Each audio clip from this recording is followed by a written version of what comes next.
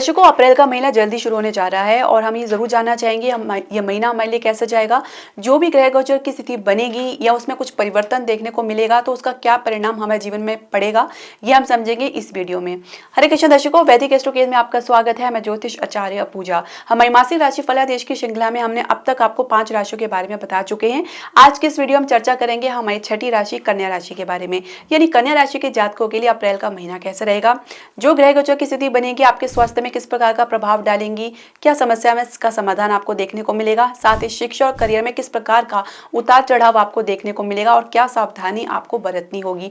इसके अलावा व्यवसाय के लिए आपका जो अप्रैल का महीना कैसे रहेगा, क्या कुछ नए डील हासिल आप कर सकते हैं, साथ ही कार्य क्षेत्र में यानी पहले से नौकरी पेशा लोग हैं तो उनके लिए जो अप्रैल का महीना कैसे रहेगा वो भी हम समझेंगे। साथ ही आपके प्रेम संबंध यानी लव रिलेशनशिप के लिए अप्रैल का महीना कैसा जाएगा, आप लोगों के बीच में किस प्रकार की एनर्जी देखने को मिलेगी। यदि आप विवाहित दंपति है तो आपके शादीशुदा जीवन के लिए अप्रैल का महीना कैसा रहेगा, क्या सावधानी आपको बरतनी है, संतान पक्ष से किस प्रकार का व्यवहार आपको देखने को मिलेगा ये हम समझेंगे और संतान प्राप्ति के लिए क्या कुछ चांसेस बनेंगे तो ये भी हम समझेंगे। साथ ही कुछ ज्योतिष उपाय हम आपको बताएंगे तो वीडियो के अंत तक जरूर बने रहे। तो दर्शकों, आप अपनी जन्म राशि और लगन के अनुसार देख सकते हैं जो अप्रैल के महीने में ग्रह गोचर की स्थिति बनने जा रही है वो इस प्रकार है। अब देखिए, लगन में यहाँ पे केतु गोचर कर रहे हैं, उनके ठीक विपरीत भाव में राहु और सूर्य और शुक्र गोचर कर रहे हैं। लग्नेश आपके अष्टम भाव में बृहस्पति के साथ गोचर कर रहे हैं और आपके छठे भाव में शनि और मंगल गोचर कर रहे हैं। तो अब उसमें कुछ परिवर्तन जरूर देखने को मिलेगा। जैसे ही 2 अप्रैल को जो लग्नेश है वो वक्री अवस्था में आ जाएंगे और 9 अप्रैल को वक्री अवस्था में रहते हुए बुध आपके सप्तम भाव में मीन राशि में प्रवेश कर जाएंगे। उसके बाद सूर्य 13 अप्रैल को आपके सप्तम भाव से निकल के अष्टम भाव में बृहस्पति के साथ युति बनाएंगे, यहाँ पे उच्च के हो जाएंगे। इसके अलावा हम देखेंगे कि मंगल 23 अप्रैल को मीन राशि में यानी आपके सप्तम भाव में प्रवेश कर जाएंगे और शुक्र उसके अगले दिन 24 अप्रैल को आपके अष्टम भाव में मेष राशि में प्रवेश कर जाएंगे। बुध आपके जो लग्नेश है वो 25 अप्रैल को मार्गी होंगे मीन राशि में ही। तो अब ये क्या परिणाम आपको देंगे तो हम समझेंगे। तो शुरुआत करने से पहले दर्शकों, मैं आपसे एक निवेदन करना चाहूंगी कि आप हमारे चैनल को सब्सक्राइब करें, बेल नोटिफिकेशन जरूर प्रेस करें। इसके अलावा आप हमारे चैनल को लाइक और शेयर जरूर करें।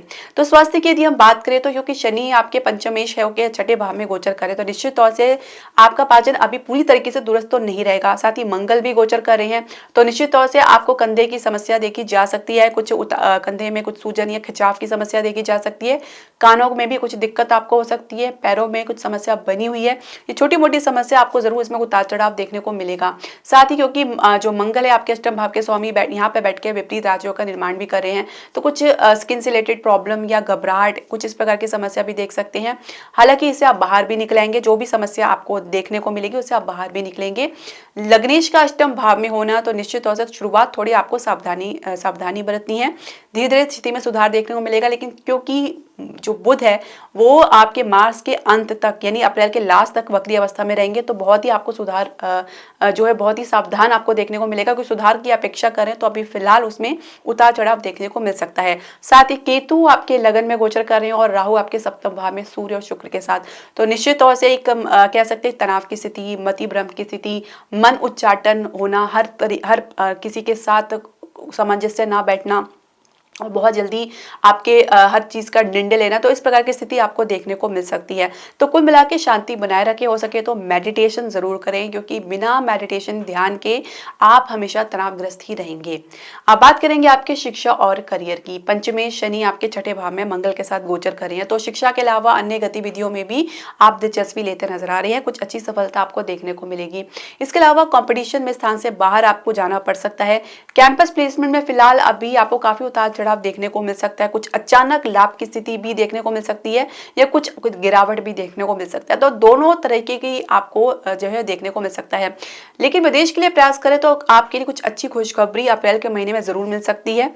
तो अगर आप प्रयास करें हैं तो डेफिनेटली आपको अच्छी खबर मिल सकती है, खासकर जैसे ही आपके जो द्वादश के स्वामी सूर्य अष्टम भाव में बृहस्पति के साथ युति बनाएंगे और यहाँ पे उच्च के हो जाएंगे और बृहस्पति की दृष्टि आपके द्वादश भाव में भी पड़ेगी तो आपको अच्छी सफलता या कुछ यात्राएं इसके संदर्भ में करनी पड़ सकती है।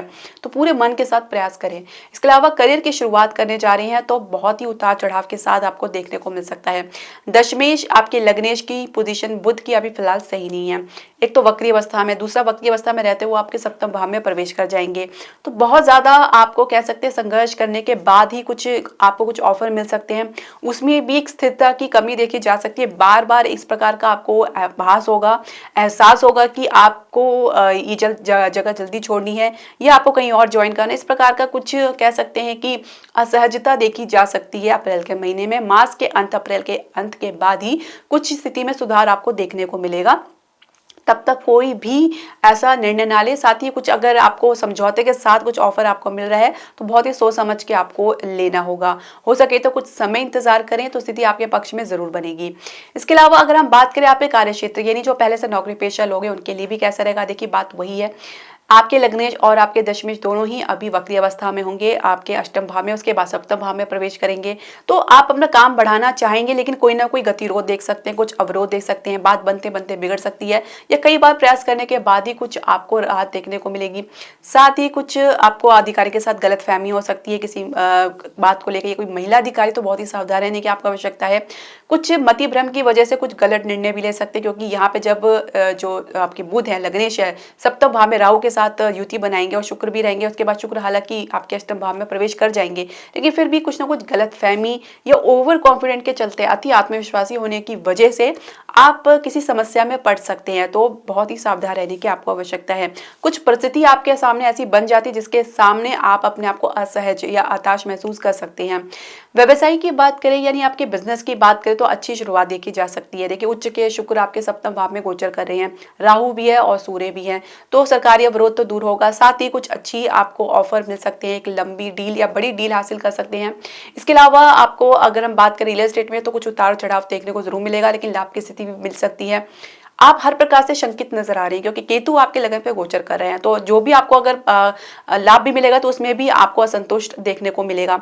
रियल एस्टेट में के अलावा आपको शेयर मार्केट में अच्छी रिटर्न आपको जरूर देखने को मिलेगी। फाइनेंशियल सेक्टर में जरूर कुछ उतार चढ़ाव जरूर देखने को मिलेगा, लेकिन वहां पे भी स्थिति थोड़ी स्ट्रांग देखने को मिल सकती है। तो कुल मिला के आप जैसे ही लग्नेश वक्री अवस्था में है तो कोई बड़ी डील साइन करने से बचना होगा। हो सके तो उसको आगे के लिए टाल दें, यानी मास के अंत तक जब तक आपके बुध वक्री अवस्था से बाहर नहीं निकलते तब तक आप ऐसी कोई डील साइन ना करें, क्योंकि बहुत बड़ी संभावना है कि आप कुछ गलत फहमी में पड़ जाए, कुछ ऐसी कंडीशंस आपके सामने बाहर आ जाए जिसकी वजह से आपको लगे कि ये तो कुछ और ही निकला, जो आपने देखा था वैसा नहीं है। तो आप हो सके तो इस प्रकार की गलत फहमी से दूर रहें और अपनी जो डील है वो आपको आगे के लिए टाल दें। बात करेंगे आपके प्रेम संबंध की यानी लव रिलेशनशिप की, तो पंचमेश शनि के साथ, पंचमेश शनि है और मंगल के साथ आपके छठे भाव में गोचर कर रहे हैं। काफी तनाव, उतार चढ़ाव तो देखने को मिल ही रहा है, लेकिन साथ ही आप अपनी तरफ से कोशिश भी कर रहे हैं कि हो सके इस रिलेशनशिप को बचा सके, लेकिन क्योंकि आपके लगन में ही केतु है, लग्नेश की पोजीशन वक्री अवस्था में है, तो अब फिलहाल तो बात बनती नजर नहीं आ रही है। साथ ही कुछ ना कुछ आप लोगों के बीच में गलतफहमी है, मिसअंडरस्टैंडिंग है, आप लोगों के बीच में वैचारिक मतभेद बना हुआ है, एक दूसरे को समझने का प्रयास करते हुए भी नहीं समझ पा रहे हैं, कोई ना कोई एक दूसरे के भीतर कमी आपको देखने को मिल रही है, सहयोग की भावना तो बहुत दूर की रही। तो बात फिलहाल अभी बनते नजर नहीं आ रही, खासकर अप्रैल के महीने में तो आपके लिए काफी उतार चढ़ाव से भरा रह सकता है।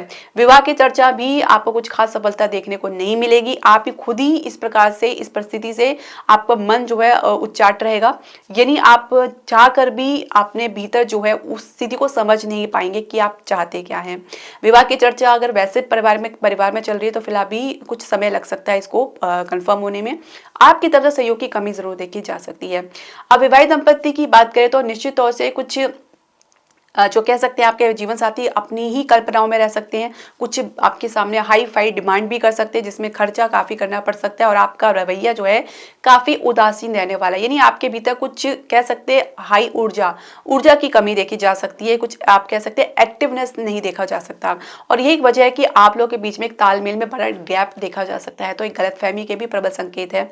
लग्नेश का वक्री अवस्था में होना, फिर सप्तम भाव में आना, तो हो सकता है आप कहना कुछ और चाह रहे हैं और वो समझेंगे कुछ और, बात को सुलझाने की बजाय परिस्थिति और उलझ सकती है।